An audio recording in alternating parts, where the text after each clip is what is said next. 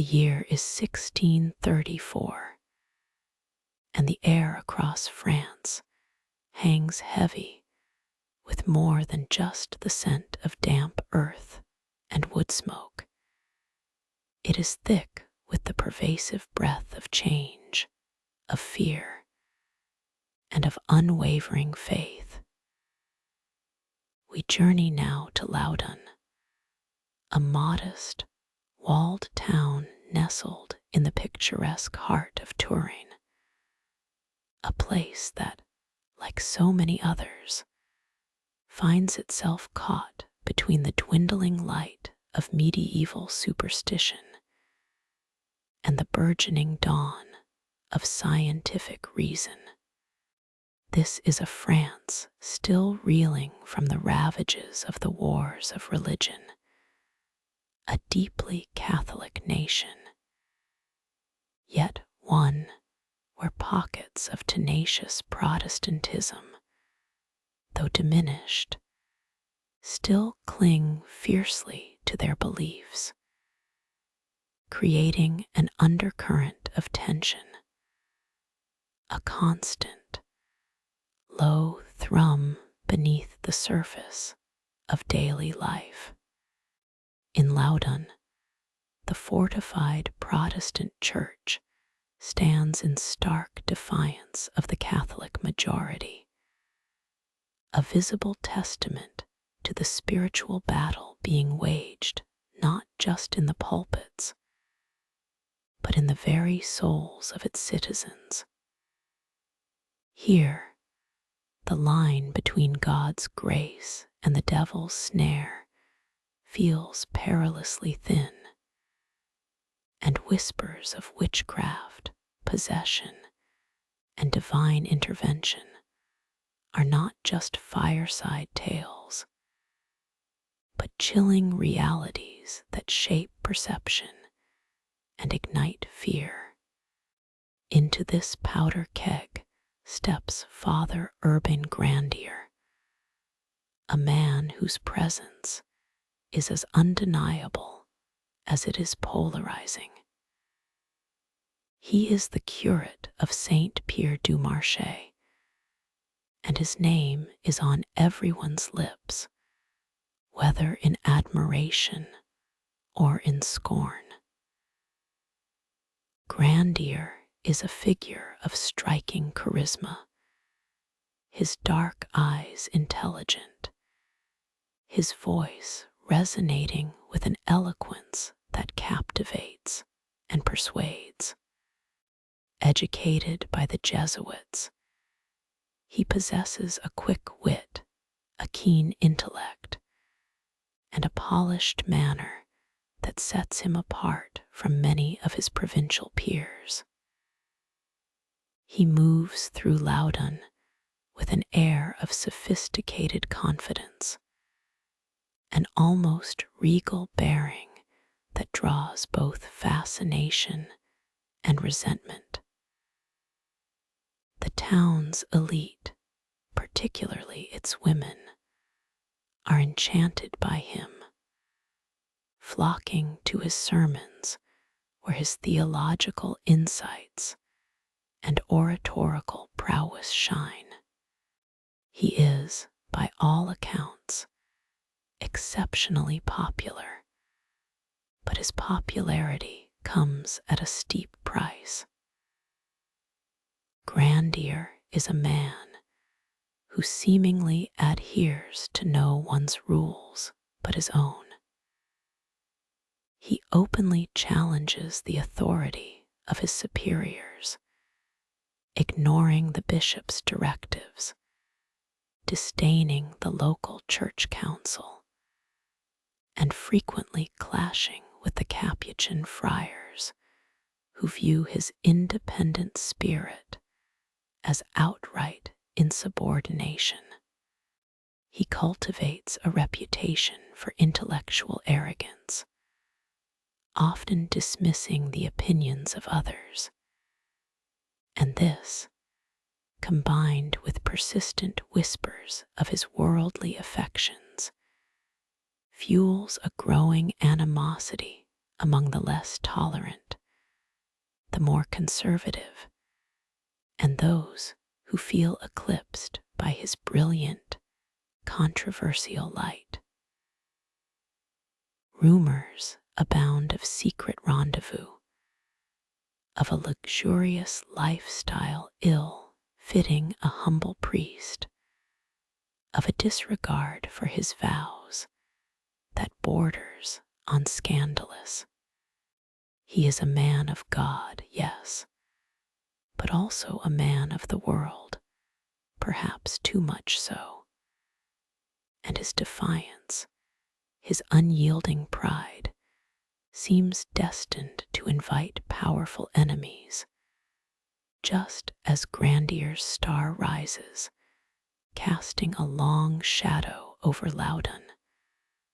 Another institution begins its quiet ascent, the Ursuline convent.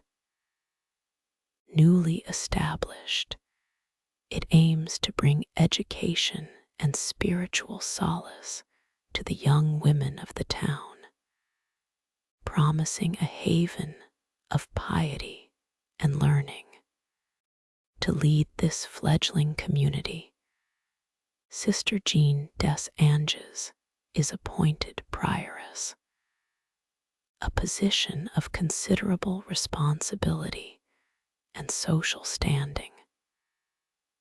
Born Jean de Belsier, she hails from a noble family, yet her life has been marked by a profound sense of disadvantage.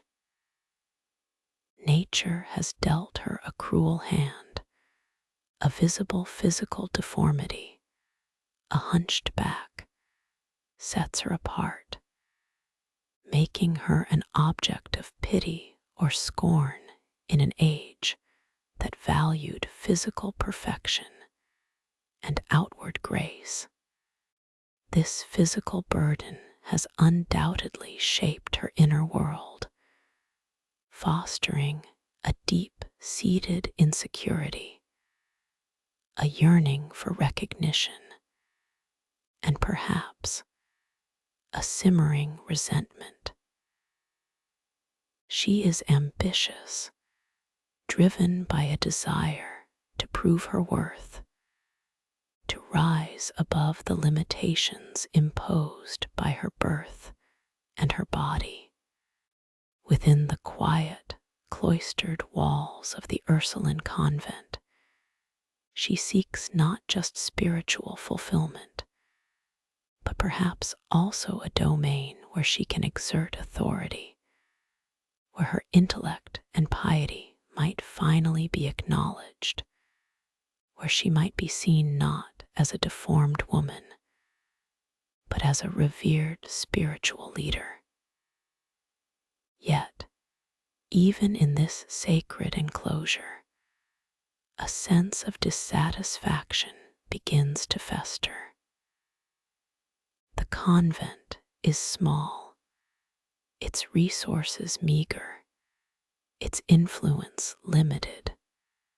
Sister Jean, with her aspirations and her deep-seated grievances, finds herself feeling unfulfilled, her days a monotonous cycle of prayer and domestic duties, her longing for distinction seemingly out of reach.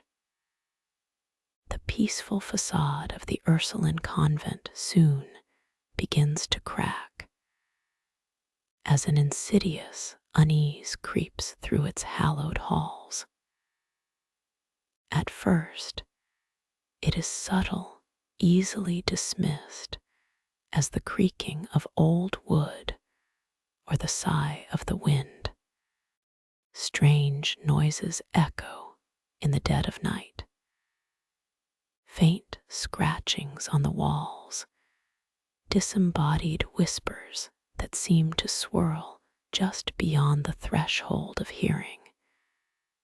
The distinct shuffle of unseen feet padding along empty corridors.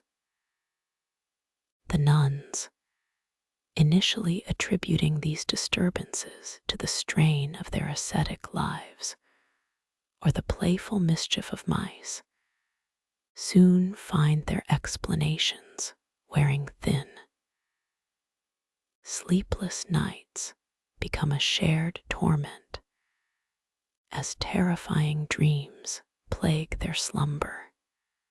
They speak of oppressive shadows that move at the foot of their beds, of chilling voices that utter incomprehensible words, of sensations of being touched, pressed, or smothered by unseen forces. Fear, like a contagious disease, spreads silently from cell to cell. The once serene atmosphere gives way to a pervasive anxiety.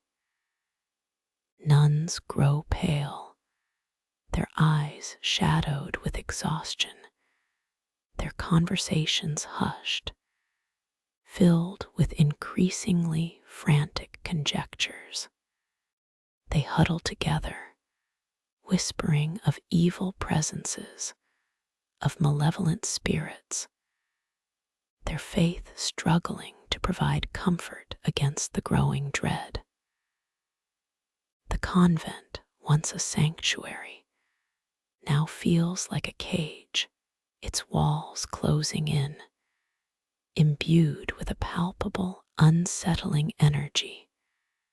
It is Sister Jean who first articulates the unspoken terror, and in doing so, points a finger at a specific culprit. Her own dreams become more vivid, more harrowing, populated by grotesque figures and sinister intentions.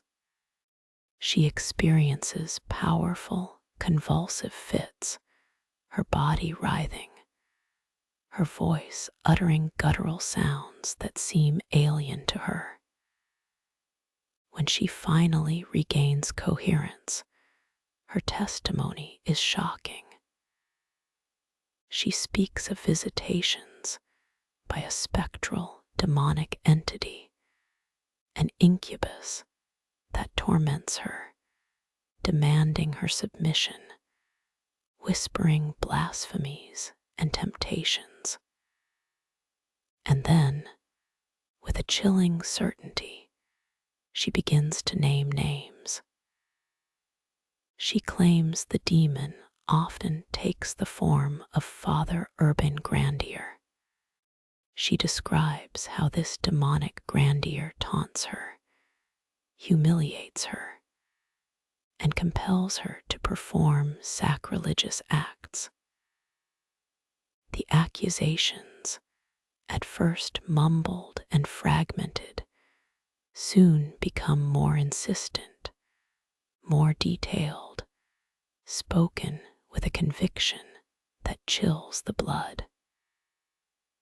Is it a genuine supernatural experience, or is something else at play?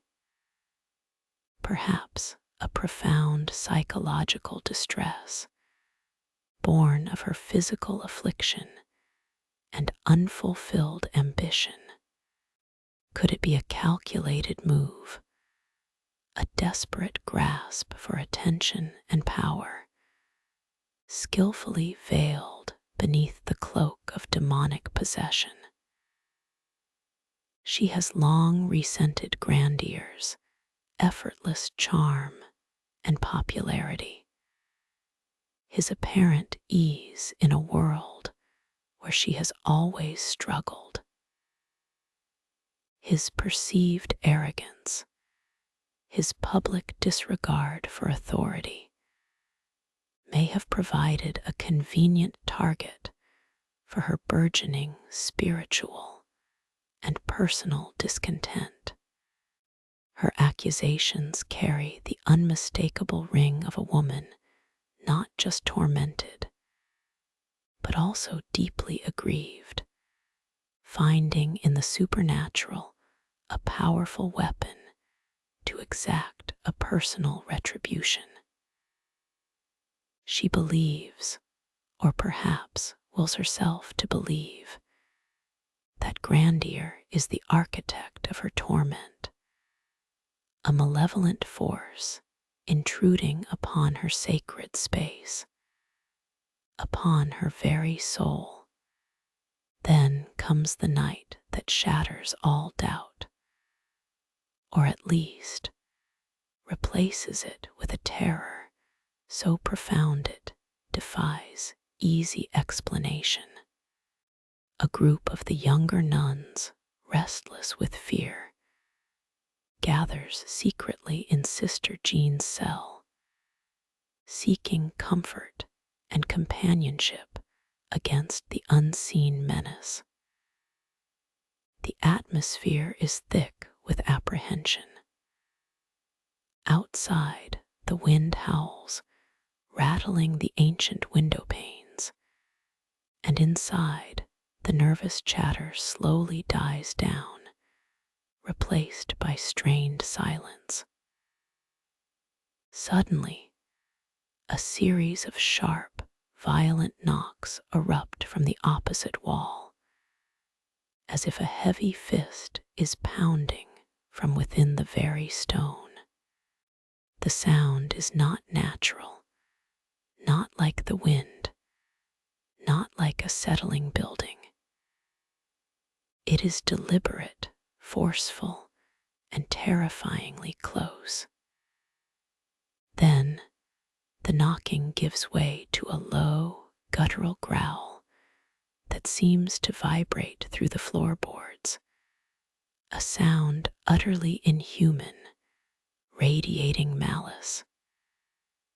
The air in the small cell grows icy cold, so cold that their breath mists before their eyes, despite the warmth of their bodies huddled together. A small, heavy wooden crucifix, resting on a nearby shelf, suddenly clatters to the stone floor with a violent crash, its fall inexplicable. The nuns gasp, their eyes wide with terror. Sister Jean cries out, her voice a strangled whisper, pointing with a trembling finger towards the corner of the cell where the shadows seem to deepen and writhe. She insists she sees a dark, shapeless mass coalescing, its form indistinct but undeniably present, oozing an overwhelming sense of evil, its presence suffocating their very breath. Panic seizes the room. Several nuns begin to sob uncontrollably. Others collapse onto the floor, trembling. The chilling encounter leaves them utterly convinced. Something truly unholy, truly terrifying, has breached their sanctuary. But what is it? A genuine demon conjured by malevolent magic, a manifestation of mass hysteria, fueled by fear and suggestion, or something far more intricate, a carefully orchestrated deception designed to dismantle a man and ignite the flames of fanaticism. The whispers of Loudun have now become screams, echoing through the cold stones of the convent, demanding answers, demanding retribution, as an unseen battle begins to rage, threatening to consume them all. The truth, veiled in shadow and fraught with terror, waits for its unveiling,